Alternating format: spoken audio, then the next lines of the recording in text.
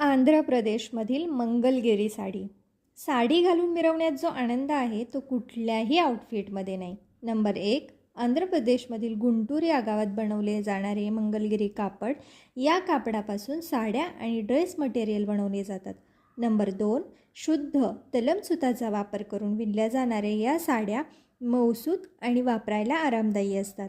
Number 3, Mangalagiri साड्यांना Nizam border म्हणून ओळखले जाणारे काठ असतात.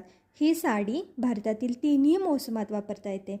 नंबर 4, मुळातील मंगलगिरी साडी शुद्ध टिकाऊ सुती साडी असून साडीच्या अंगात कुठलीही नक्षी विणली जात नाही. निजामी काठ मात्र परंपरागत वापरली जाणारी पद्धत आहे. नंबर 5, हातमागाचे विणकाम आणि ते पण तलम सुताचा वापर करून, त्यामुळे साडीची किंमत मात्र जास्त असते.